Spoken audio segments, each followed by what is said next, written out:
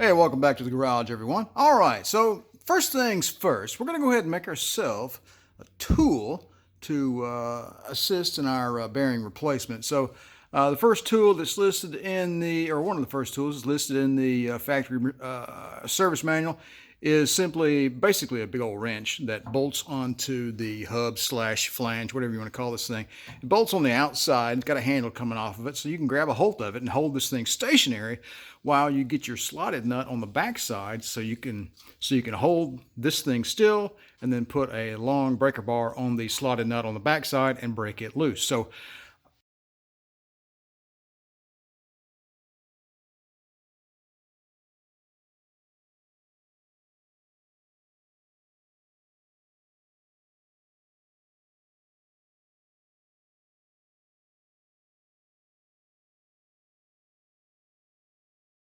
So I've got some 1/4-inch bar stock that I picked up today, and I got a piece of paper, and I got a pencil. I'm going to go ahead and make myself a template of these holes and see what we can't cobble together with the welder.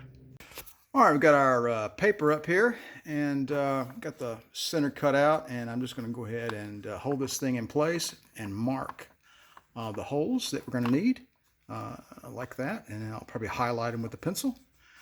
And then we'll take this and we'll use this as our template to manufacture our tool. All right, got our template made up. I just did a rubbing with the lead there to mark my holes, and I got them cut out with a little razor blade there. All right, so up next we're going to take our bar stock and start cutting it into sections and cutting some angles and start to build the template for our tool.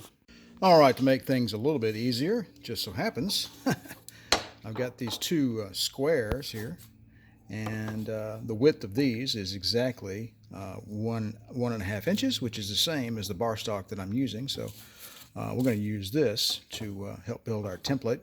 And I've got some lines drawn out here to cover these first 3 holes, and then we're going to come in here and connect up the rest of them, and then lastly we'll build a handle. All right, we're not talking precision machine shop stuff here, folks. So 5 3/4 is the first piece we're doing, and basically use the old Sawzall there. This is mild steel, so not a huge deal with the metal cutting blade on the Sawzall. I cut through that in probably 30 seconds.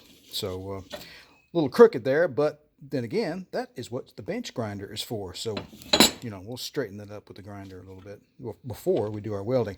So anyway, I'm going to go ahead and cut these out. I'll cut them a little tad longer than what I need, and I'll just grind down to the dimension that I need. You can cut long and cut off, but you can't cut short and add on. You know what I'm saying? All right, let me cut the rest of these pieces out. All right, we've got our pieces cut out. Got 5 3/4 there. And we got a couple of 4 1/8 actually. Use the bench grinder to tweak them down to the proper dimension there. And that one will slip right in there at 2 9/16. All right, we're going to go ahead and weld this up, and then we'll start boring some holes out using our template. All right, we got our first 2 pieces in the vise. Got the ground on, got vice grips on, as opposed to using a magnet. I prefer using the vice grips when I can, because the magnet disrupts the weld pool and makes for some messy welds. I mean, you could just do it for the tack and then take the magnet off, but it's still kind of a pain. So I prefer a clamping force whenever I can, whenever I'm welding. So basically I took my square here, make sure we've got a nice line there, and make sure that you know, everything is square in that fashion. And now I think we're ready to light this thing up.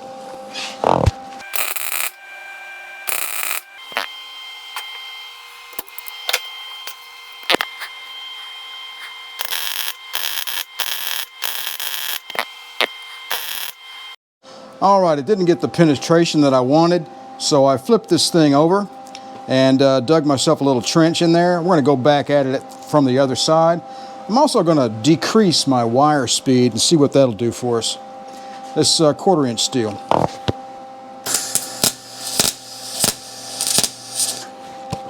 we can go a little faster than that. Take it up to number 4.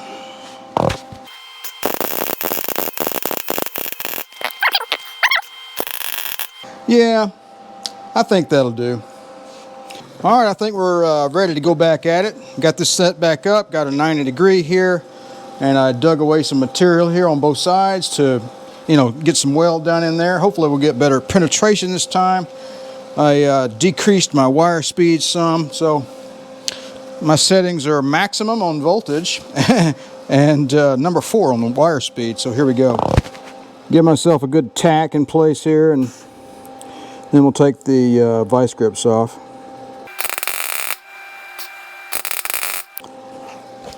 I think I'm running out of gas. It's starting to pop a lot. My tank is pretty low. I may not be able to finish this job. I may have to quit and go buy gas tomorrow.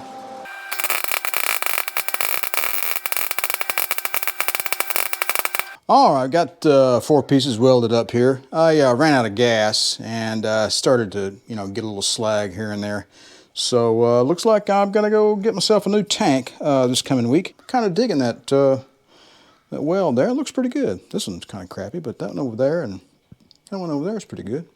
Well, anyway, we're gonna let this thing cool off, and then we're gonna start drilling some holes in it. All right, we've got our template cut out here. Just didn't worry about the handle just yet. Well, I think what I'm going to do, I was going to come in here at an angle, but I'm not going to do that. I'm going to go ahead and just overlap the handle on top of this and put weld all the way around it. And that way the handle will be, you know, up this way from the tool. So I used the template to go ahead and mark some holes. Another thing that I forgot to do, however, is that little metal placement nub that sticks out on the flange on the hub. I'll have to bore a hole on the back side of this to accommodate that. So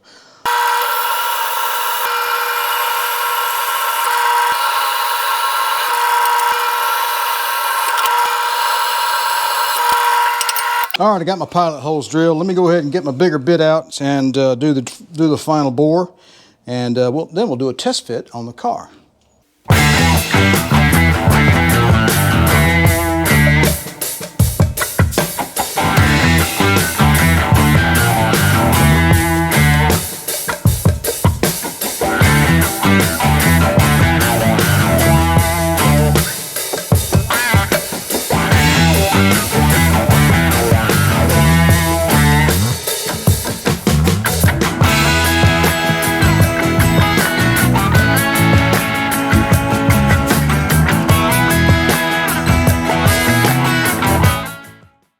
All right, there we go. We got 4 of them to line up. By golly, that 5th one was wishful thinking, I think. But hey, look, this is just a tool to keep the wheel, or to keep this hub, flange, whatever you want to call it, from moving, right? So we can get that slotted nut off of the car. So I think 4 will do just fine for our needs. And I'm going to come in here with a handle. I'm going to make myself a handle. And it's going to get welded to the top of this thing, about right there, and come down that way. So I think I'm going to go ahead and weld up my handle next. I bet you guys thought I was going to forget about that little nub right there, didn't you? All right, so we removed some metal there to accommodate that. Now she sits nice and flat against the flange. And I think at this point, I think I'm going to come back in here and weld myself a little piece of metal back over the top of that and cover that up and add a little strength back. And then we'll come in here and attach our handle. I think we're getting pretty close. I think we're almost done. All right, we just got through welding up the handle. There it is, folks.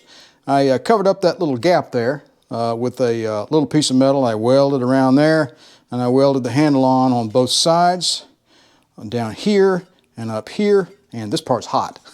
So that, boy, I tell you what, that is really gnarly. If I can't use it to work on a Mercedes, well, I could maybe home defense? I don't know. All right, let's get this over to the car and see how she looks when she's all bolted up to the wheel hub. All right, there you are, folks. Homemade Mercedes tool for holding your axle flange while you disconnect the slotted nut on the interior of the bearing assembly. Not too bad. I think this will be a nice addition to the shop here if I ever work on another Mercedes, which, you know what, I got a feeling I probably will someday. I think I'm going to take the flap disc and clean this thing up a little bit and maybe even put a coat of paint on it. All right, there you go. Makeshift Mercedes-Benz tools at Impellerman's Garage. Folks, I think I'm going to call this a video.